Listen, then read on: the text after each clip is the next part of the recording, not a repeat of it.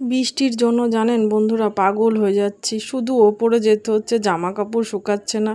কি করব, তার জন্য জানেন আমি কমফোর্ট বেশি করে দিয়ে তাই ঘর মুছছি, যাতে ঘরের মধ্যে বাজে কোনো ফ্লেভার না বেরোয়। যাই হোক বন্ধুরা, মনটা তো ভীষণ খারাপ, বৃষ্টি প্রচণ্ড জ্বালাচ্ছে। আমি জানি এই সিজনে বৃষ্টি হবে, তবুও ভালোই লাগছে না।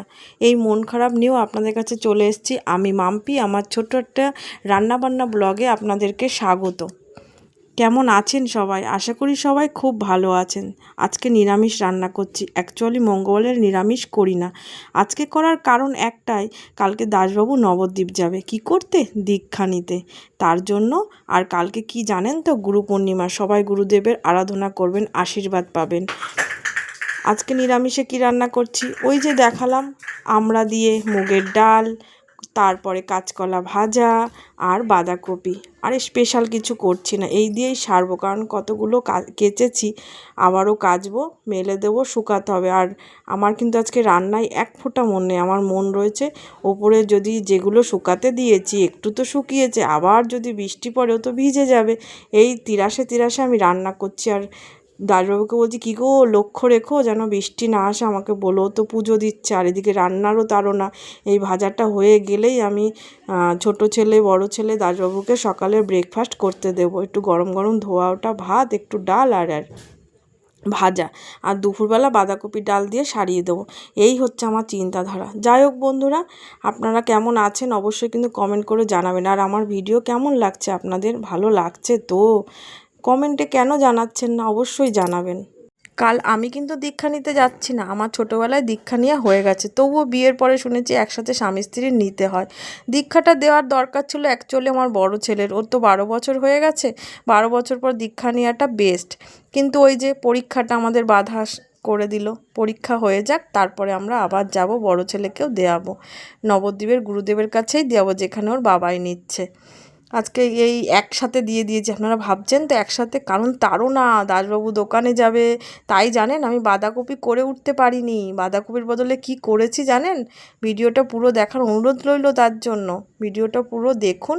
আর দেখুন, আচ্ছা বন্ধুরা, আপনারা অনেকে কোশ্চেন করেছেন যে দিদি তোমার বাড়ি কোথায়? আমার বাড়ি বনগাঁ, আর আমি নৈহাটির বউ। নৈহাটিতে আমার বিয়ে হয়েছে। জানেন বন্ধুরা, প্রথম প্রথম আমার নৈহাটিতে, এই বনগাঁ থেকে নৈহাটিতে অনেকটাই তো দূর, আমার খুব মনটা খারাপ লাগতো মা বাবাকে ছেড়ে। কিন্তু এখন আস্তে আস্তে কি হচ্ছে, মা গঙ্গা বড় মাকে পেয়েছি, তারপর থেকে না আমি চেঞ্জ হয়ে গেছি। আর এদিকে দেখুন, কালো জিরে, সরি কালো জিরে না, সর্ষে বলতে কিছু নেই, আমি সাদা জিরে ফোড়ন দিয়ে টক ডাল করছি। আপনারা করেছেন কেউ? করে দেখবেন, জানি না কেমন খেতে লাগবে। তা যাই হোক, যেটা গল্পের মাধ্যমে আমার রান্না বান্না দেখুন আর আমার গল্পগুলো শুনুন প্লিজ।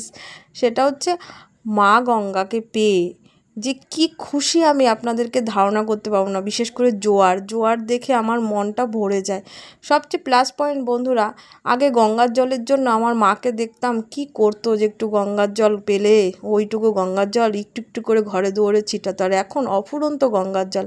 ওই জন্য আমার ভাই আসলে আমি ভাইকে গঙ্গার জল দিয়ে দিই, আর বলি ভাই আপনারাও করবেন, যে পজিটিভিটি থাকে গঙ্গার জলের মধ্যে একটু কর্পূর, একটু হলুদ গুঁড়ো, একটু গোবিন্দভোগ চাল আর একটু কুমকুম দিয়ে রেখে দেবেন। ওটা প্রতিদিন সকালবেলা ঘুম থেকে উঠে বাসি কাজ সেরে, বাসি নাইটি ছেড়ে আপনারা ঘরে ছিটিয়ে দেবেন। তাহলে আমি শুনেছি পজিটিভিটি আসে, নেগেটিভিটি চলে যায়। পজিটিভিটি থাকাটাই তো বেস্ট, ঘরে সুখ শান্তি ফিরে আসে। দেখুন, আপনাদের সাথে কথা বলতে বলতে আমার রান্নাও কমপ্লিট হয়ে যাচ্ছে।